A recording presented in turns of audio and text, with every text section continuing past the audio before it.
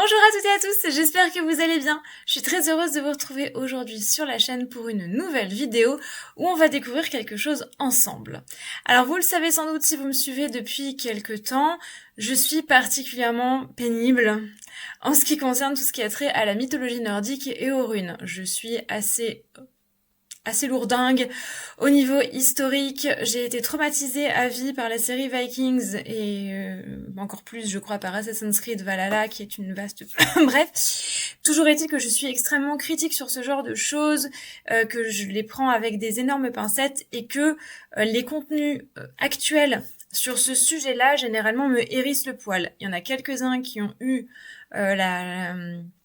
on va dire l'opportunité de me faire changer d'avis, notamment le merveilleux Esprit du Nord dont j'ai déjà parlé. Si jamais vous l'avez pas vu, allez là et puis consultez ce bouquin parce qu'il est merveilleux. Mais généralement, tout ce qui se fait actuellement a tendance plutôt à me laisser de glace, voire à me donner des frissons. Eh bien, encore aujourd'hui, j'ai la preuve que je me trompe quelquefois, puisque on va parler de quelque chose de très actuel qui nous parle des mythologies nordiques, scandinaves et des runes, et qui le fait bien, enfin. Alors, je fais plus beaucoup de reviews de tarot et d'oracle sur cette chaîne-là, à part quand vraiment le jeu sort de l'ordinaire, ou alors qu'il me donne vraiment envie d'en parler, et là c'est le cas, parce que les oracles runiques, il en existe plusieurs, j'en ai même fait un moi-même, et généralement, je suis pas fan de ce qui a été fait, donc j'en ai quelques-uns que je n'utilise absolument jamais, mais alors celui-là, voilà, donc on va en parler. Le suspense ne va pas durer plus longtemps que ça. Si vous me suivez sur Instagram, je pense que vous avez déjà compris de quel oracle on allait parler aujourd'hui. On va bien sûr parler de l'oracle de la sagesse runique, qui a été donc écrit par Séléné et illustré par Tionesca, qui est une artiste que j'aime beaucoup et dont j'ai énormément de plaisir à découvrir de près, on va dire, le travail dans cet oracle-là. Je ne connaissais pas du tout Séléné, je suis allée jeter un petit coup d'œil à ce qu'elle fait et c'est plutôt pas mal. Et surtout, à la lecture du livre qui accompagne cet oracle, je me rends compte que c'est quelqu'un qui a fait ses devoirs et qui a fait des recherches. Et ça, dans ce domaine, eh ben, ça fait plaisir. Donc, j'ai envie d'en parler parce que parce que je suis très enthousiaste. Je l'ai utilisé, je l'ai testé plusieurs fois et les tirages que j'ai fait avec sont absolument extraordinaires. Donc voilà, j'avais très envie d'en parler, de un parce que quand il y a une pépite qui sort dans le domaine germano-scandinave, ben j'en parle parce que ça va bien de tirer à balles réelles, mais c'est pas mon but et j'aime pas faire ça. Et en plus, pour moi c'est un oracle qui sort de l'ordinaire parce que il a été extrêmement bien pensé. Donc j'avais envie de vous en parler. Alors, pour les détails techniques, il est publié donc chez Très Daniel dans la collection Le Courrier du Livre. Il est au tarif de 28 €. Et donc il est composé d'une boîte assez compacte, bien solide, qui contient donc un livre de 236 pages. Donc c'est quand même, on est sur du beau bouquin et vous allez voir que le contenu est vraiment chouette. 50 cartes, donc c'est un jeu qui est conséquent aussi, qui sont réparties donc en deux familles, les 24 runes du Faussarque ancien et 26 divinités. Donc je trouve que le parti pris est plutôt intéressant, mais on y reviendra. Et donc ces cartes viennent dans un petit sac, un petit sachet en satin pour pouvoir les transporter avec soi si on n'a pas envie de trimballer la boîte, même si elle est de dimension plutôt modeste, vous voyez à côté de ma petite tête. Voilà, c'est pas non plus monstrueux, c'est pas un gros coffret, donc ça peut se transporter sur soi, mais c'est toujours bien d'avoir un autre mode alternatif. Donc on va regarder ça de plus près, on ouvre tout de suite, on regardera le jeu. Après on va commencer par Das Buch. Je crois que c'est Das, en plus je ne sais plus, ça fait longtemps que j'ai pas fait d'allemand, je suis en train de tout perdre, c'est un scandale. Bref, donc on voit que, voilà, comme je vous disais, c'est conséquent. Il est très joli, en plus, puisque, eh bien, il est... Ah mince, je vais me faire restreindre si je montre des boobs sur YouTube. On va mettre une autre image. Désolée Tunesca, hein, j'adore ton art, mais voilà, je fais gaffe de pas me faire restreindre. Donc on a à chaque fois, je vous montre plusieurs exemples, puisque celui-ci est un peu figuratif. Je vais vous montrer quelque chose d'un peu plus historié. Voilà, par exemple, on a Ender, comme ça. Donc, on a à chaque fois l'illustration de la carte qui est reprise en grand format, chose que j'apprécie bien, parce que déjà, les illustrations sont absolument incroyables. Donc, c'est bien de les avoir en plus grand.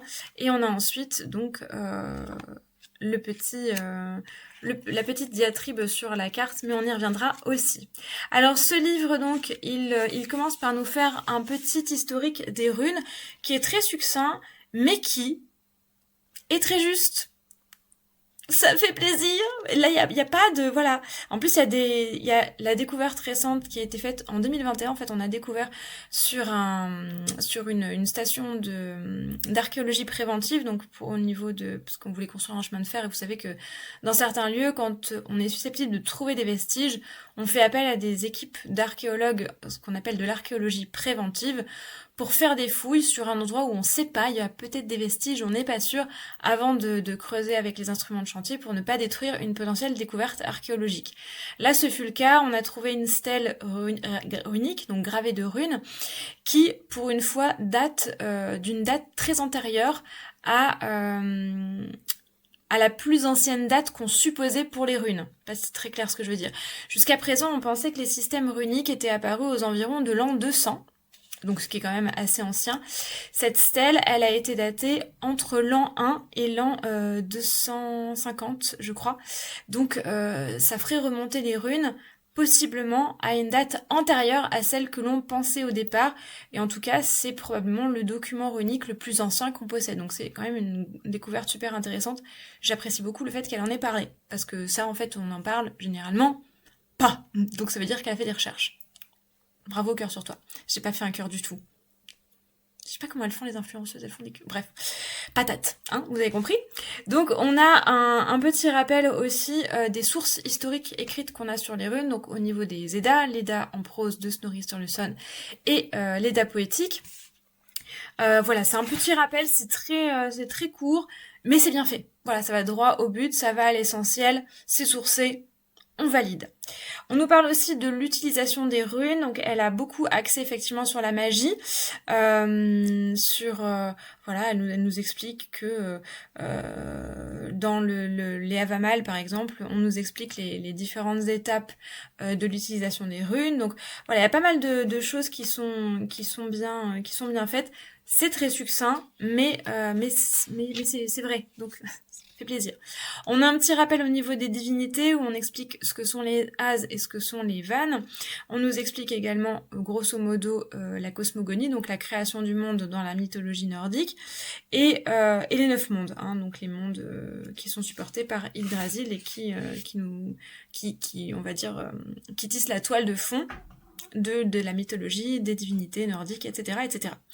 Ensuite, on nous donne quelques petites indications sur la manière d'utiliser l'oracle de la sagesse runique, où on nous explique donc que cet oracle, il est divisé en 2 catégories. J'ai toujours un chat qui vient m'embêter quand je tourne. Oh, vilaine bête. Et donc, on a donc, je vous le disais tout à l'heure, une famille de cartes runiques et une famille de cartes divinités. Donc ça, c'est super intéressant. C'est vraiment sympa d'avoir fait ça.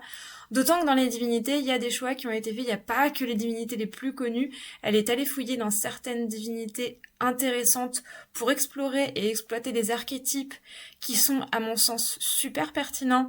Il y a des dieux et des déesses qu'on voit relativement peu, et ça, c'est un gros plus parce que du coup, ça permet d'aller plus loin, et ça fait plaisir. Alors, au niveau des cartes, donc, comme je vous le disais, alors aussi une petite chose que j'apprécie beaucoup, il n'y a pas de sens pour les cartes inversées. C'est un truc que je déteste. J'ai horreur de ça. Les cartes inversées, je pense que c'est ma lune en vierge qui supporte pas qu'une image soit à l'envers. Du coup là, c'est pas le cas. Elle nous dit si vous tirez une carte inversée, remettez-la à l'endroit. Et ça, juste pour ça, là, je pose et je fais un vrai cœur patate avec les doigts. Voilà. Merci pour les gens qui supportent pas les images à l'envers, parce qu'on a marre. Voilà, bref. Et elle nous donne également quelques petites méthodes de tirage, donc des petites méthodes tout à fait classiques, en nous disant bien sûr qu'on est libre de créer notre propre tirage. Mais voilà, le gros du bouquin se concentre donc sur les cartes. Et c'est vraiment bien fait. On a un premier petit encart qui nous fait un bref rappel avec plein de R, rappel sur ce qu'on voit donc sur la carte. Donc pour les cartes runiques, en gros un petit rappel de ce qu'est la rune, ce qu'elle veut dire, quelles sont ses vertus, très rapidement. Et pour la divinité, un petit topo sur la divinité en question.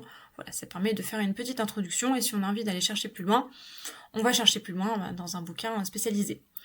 On a ensuite un sens divinatoire général autour de la carte, et chose que j'adore, qui est très vintage et que je trouve vraiment très cool, c'est qu'ensuite elle nous donne un sens divinatoire pour 2 sujets particuliers que sont l'amour et le travail. On va pas se mentir, c'est quand même sur ces 2 sujets qu'on tire dans 95% des cas. Oui, je sais que vous tirez pour l'amour et le travail. Moi, je le fais aussi, ok? On est tous pareils. Et ça, c'est un truc qu'on voyait beaucoup sur les anciens jeux, donc sur le normand, sur les grands tétélas, ce genre de choses-là. Voilà, ça on le voyait beaucoup et on le voyait beaucoup moins. Et je trouve que dans la plupart des jeux actuels, on a un sens qui est général et qui nous demande finalement de faire une adaptation à ces domaines-là, qui est des fois un peu hasardeuse, un peu pénible à faire. Ça peut être un peu nébuleux. On va pas se mentir, il y a aussi beaucoup d'oracles qui jouent sur l'effet Barnum où ça veut tout et rien dire. Et là, d'affiner et de mettre une interprétation spécialement pour l'amour et spécialement pour le travail, je trouve ça génialissime. Je n'ai retrouvé ça dans ma connaissance des oracles et des jeux de cartes divinatoires actuels. J'en ai quelques-uns mais je suis pas non plus une spécialiste. J'ai retrouvé ça que dans un seul autre jeu, c'est les cartes Talgariel, qui fait partie de mes jeux préférés. Ça, je vous en avais parlé, j'avais fait un topo sur les jeux que je préférais, si jamais je vous le remets là. Mais ça, vraiment, idée de génie. Moi, j'adore. Franchement, je trouve ça super pertinent. Ça facilite grandement la vie. Ça aide beaucoup à l'interprétation. C'est réaliste parce que oui, on s'inquiète de nos amours et on s'inquiète de notre boulot. On est des êtres humains, ok? On a besoin d'amour. Des bisous, des câlins, on en veut tous les jours. C'est comme ça. Voilà, si je vous ai mis la chanson dans la tête, c'était absolument voulu et c'est par pure malveillance, ok? Et puis bien entendu, on veut savoir comment va marcher notre petite entreprise qui ne connaît pas la crise. Voilà, parce qu'aujourd'hui, je suis sponsorisée par chansondemerde.com. Bref, donc toujours est-il que je trouve ça très pertinent et pour moi, c'est un des gros plus de ce jeu. Et ensuite, elle nous propose un truc, là encore, super idée, qu'on voit relativement peu dans les jeux. C'est un petit rituel qui est conçu à partir de la carte et du sujet de la carte en question. Donc pour les runes, c'est un rituel qui va nous permettre de nous relier à l'énergie de la rune. Et pour les divinités, donc c'est un petit rituel qui va nous permettre de nous connecter donc à la divinité en question. Je trouve ça génial et c'est vraiment super intéressant. Sachant qu'en plus pour les cartes divinités, en plus donc de ce que je vous ai dit, donc le petit rappel sur qui est la divinité, le sens divinatoire général, le sens divinatoire amour et travail et le rituel, on a en plus un message onirique qui est un petit message en gros comme si le dieu nous transmettait un message. Justement, un message, Dieu, vous avez compris. Et je trouve ça super intéressant parce qu'il y a un petit côté assez... c'est très scaldique en fait. On voit qu'elle a lu de la poésie scaldique et qu'elle s'en est inspirée et j'aime bien. Voilà, je trouve ça vraiment... ça permet de reconnecter un petit peu et si on a envie de travailler avec cette divinité, je trouve ça vraiment sympa. Donc voilà, je trouve que le livret est vraiment bien fait. Le jeu est très bien foutu, très bien pensé. Le choix... des sujets, des divinités qui sont abordés est à mon sens extrêmement pertinent. On va le voir et on va regarder un petit peu le jeu de plus près. Alors du coup, si on a envie de le transporter sur soi, on peut l'emmener dans une petite pochette en satin doré qui est toute mignonne. C'est le genre de petit ajout que je trouve toujours très sympa dans un jeu. Moi j'aime bien quand il y a des petits accessoires avec le jeu. Donc voilà, je suis happy. Les cartes sont de bonne qualité, elles ont une taille que j'aime beaucoup. Voilà, c'est un format qui est un tout petit peu plus grand que le format jeu tarot classique, mais pas de beaucoup. Donc quand on n'a pas forcément des très grandes mains pour brasser, je trouve ça très confortable, c'est hyper sympa, c'est hyper agréable. Elles ont une jolie tranche dorée et elles ont surtout des détails dorés sur le dos. Et moi je suis bling bling. Moi j'aime le doré. Ouais, regardez-moi les reflets. Bon, la lumière est dégueulasse, encore une fois, bon, bien sûr. Mais voilà, croyez-moi sur parole, les reflets sont absolument dingos. Ça rend rien à la caméra, mais c'est très beau. On a un fond nuit étoilée avec ces détails dorés, là, qui est du plus bel effet. Vraiment, c'est très chouette. Donc, on a une reprise du faux arc ici. Avec donc des entrelacs qui sont très chouettes. Mais on va voir que le travail de l'artiste... Voilà. Donc l'artiste, je vous l'ai dit tout à l'heure, c'est Tionesca. Donc c'est une artiste dont j'ai découvert le travail assez récemment et ça a été un coup de foudre. Hein. Alors d'ailleurs c'est par rapport à ce jeu que j'ai découvert son travail puisqu'elle m'a contacté pour me proposer de me l'envoyer. C'est donc un jeu que j'ai reçu en cadeau de sa part, sachant que je n'avais absolument, je vous vois venir, aucune obligation d'en parler ni d'en faire l'éloge. Encore une fois, j'en parle si j'ai envie d'en parler. Si vous saviez le nombre de services presse que j'ai reçus et dont je n'ai rien dit, voilà, hein, quand j'aime pas quelque chose, j'en parle pas, tout simplement. Donc, les cartes sont plutôt de bonne qualité, elles sont assez souples. Après, voilà, les dorures, je sais pas comment ça durera dans le temps. Pour l'instant, ça a l'air d'aller. Il a résisté à plusieurs brassages poker. Donc écoutez, a priori, je pense que c'est pas mal. Ouais, il commence à s'assouplir. C'est un jeu qui gagne à être pas mal manipulé au départ parce que les dorures le rendent un peu, accroche un petit peu. Voilà, je l'ai utilisé 4 ou 5 fois et il commence à être, voilà, à être bien manipulable. Les cartes sont mates. Elles ont un toucher qui est plutôt agréable. Je vous dis, elles sont assez souples et surtout elles sont très très très très belles. Voilà, donc on a ce genre de choses-là. Alors, il y a des cartes qui sont assez figuratives, comme celle-ci, comme Dag. Enfin, pardon, Dagaz, oui. Je leur donne pas le même nom, je suis désolée. Donc, pour chaque carte, on a le nom de la carte qui est ici avec un numéro, ce qui permet de la retrouver facilement dans le bouquin, puisque là encore, on a 50 cartes, donc c'est plutôt bien qu'à se numéroter pour les retrouver vite. Et on a un petit mot-clé. Alors, les mots-clés, on aime ou on n'aime pas. Personnellement, ça me dérange pas forcément. J'arrive à faire abstraction si jamais il y a besoin. Je sais qu'il y a des gens qui aiment pas ça, il y a des gens qui adorent ça. Bon, moi, ça me dérange pas, d'autant que je les trouve très bien choisis.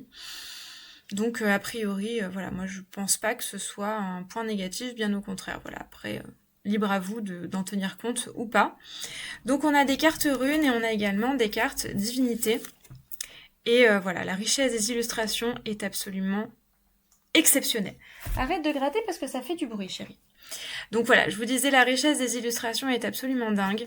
C'est vraiment magnifique, c'est vraiment sublime. Et voilà, on a un plaisir à tirer ce jeu qui est extraordinaire. Donc je vous en montre quelques-unes encore. Donc les illustrations ont un côté un petit peu pour certaines Art Nouveau, je trouve. Vous le verrez. Voilà, donc parmi les divinités dont je vous parlais qui sont très, très sous-estimées, on a Gna par exemple. C'est vrai que c'est une divinité qu'on voit pas souvent, mais c'est une messagère des dieux et du coup je trouve ça super intéressant dans un oracle. Où dans un oracle on s'attend des fois à avoir des nouvelles. Il me fait penser un petit peu donc au cavalier du Lenormand. Et je trouve ça super sympa d'avoir été chercher une divinité qui peut correspondre à ce sens-là. Donc je trouve ça vraiment chouette de pas avoir systématiquement que les divinités qu'on retrouve le plus souvent.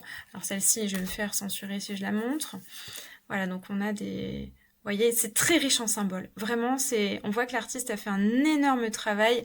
Il y a beaucoup de niveaux de lecture, en fait, dans les illustrations des cartes. Je les trouve absolument superbes. C'est un gros travail. Voilà, il y a des symboles un peu partout. Et du coup, c'est extrêmement plaisant à lire. Donc on a évidemment les 3 Nornes. Alors j'aime beaucoup sa vision de Thor. Voilà, j'aime beaucoup, ça change. Ouais, j'aime bien. Je crois qu'il est représenté comme ça dans un jeu vidéo, je ne sais plus lequel, qui avait fait justement pas mal scandale parce qu'on avait dit ouais, Thor, d'où il est gros et tout. Oui, enfin on peut être très musclé et être un peu gros, en fait, surtout quand on est forgeron et quand on doit manier un gros marteau. Voilà. Donc j'aime bien, moi perso j'aime bien. Voilà, il y a des choses comme ça. Voilà, que je trouve, des partis pris esthétiques que je trouve extrêmement intéressants. Je vais vous montrer mes chouchoutes, mes favorites. Je les ai déjà montrées sur Instagram, mais jamais trop, n'est-ce pas? Donc, nous avons Isa avec une digitale dans la glace. Je trouve ça super intéressant. Bon, la digitale, on se sait, on sait pourquoi. Mais voilà, je trouve ça vraiment sublime. Loki. Alors ça change, enfin un Loki qui ne ressemble pas à Tom Hiddleston. On est ravis! enfin, parce qu'il a marre de voir des sosies de Tom Hiddleston sur Loki, j'en peux plus. Donc là, ça fait plaisir. En plus, il a un look très androgyne. On rappelle que Loki est capable de changer de sexe et que du coup, il a pas vraiment de genre clairement établi. Hein. Il est même tombé enceinte une fois, voilà. Donc je trouve ça super intéressant de l'avoir représenté sous des traits un petit peu gender fluid comme ça. J'aime bien, j'aime beaucoup. Je trouve ça très pertinent puisque c'est un métamorphe, c'est un change-forme, donc on sait pas vraiment quel est son vrai visage à Loki au final. Hein. Voilà, Thorn, enfin Cerizaz, que j'aime beaucoup aussi. J'aime beaucoup la dynamique de cette carte. Et en plus, au niveau voilà des costumes et des armements, le boulot est plutôt chouette. Papounet, je le trouve absolument incroyable. Je le trouve magnifique. Mon deuxième chouchou, Vidar, en pleine vengeance, hein, puisqu'il a décapité The Wolf. Et ma chouchoute, ma préférée, elle est juste magnifique. Donc c'est la déesse Idun qui est la gardienne donc des pommes d'immortalité, qui a un look très Art Nouveau. On dirait une peinture d'Alphonse Murat. Je suis ultra fan. Vraiment cette carte, je la trouve déjà les couleurs, j'adhère à fond les ballons et le style, excusez-moi, mais voilà, je vais pas m'en remettre de cette carte. Je la trouve absolument sublime. Donc voilà, c'est un jeu qui, à mon sens, va atterrir dans mes favoris. Enfin, il a déjà atterri dans mes favoris, mais voilà, je trouve que c'est pour moi le meilleur oracle sur ce sujet qui a été fait. Voilà, je le dis. Voilà, c'est un choix qui est extrêmement intelligent, qui est extrêmement pertinent. C'est un jeu qui est très beau, qui est très agréable à manipuler, et au niveau de la pertinence des messages, donc j'avais envie de vous en parler. J'espère qu'il vous a plu, j'espère qu'il vous plaira. N'hésitez pas si jamais vous l'avez ou si vous avez envie de l'acquérir, de nous faire partager votre avis à son sujet dans l'espace commentaire qui est là pour ça. J'espère donc que cette vidéo vous a plu. Si c'est le cas, n'oubliez pas, comme d'habitude, on lui laisse un petit pouce en l'air, on la partage et on commente surtout pour contrer l'algorithme parce que ça aide beaucoup pour le référencement de la chaîne. Si vous avez envie de soutenir mon travail pour me permettre de continuer à faire du contenu gratuit, n'oubliez pas que vous pouvez me laisser un petit pourboire sur Ko-fi. Et si vous voulez encore plus de contenu, eh bien vous pouvez aussi rejoindre le programme Une année en magie sur Patreon, où je vous propose tous les mois un livret d'une centaine de pages pour enrichir votre pratique avec plein d'astuces, des rituels, de la pratique, des explorations, des choses qui sortent un petit peu des sentiers battus, et 4 vidéos supplémentaires pour encore plus de moi tous les mois, parce que ça aussi je vais vous le mettre dans la tête jusqu'à ce que mort s'en suive, ok? D'ici la prochaine fois, prenez un très grand soin de vous, portez-vous bien, et surtout, plus que jamais, restez magiques. À très vite, bye!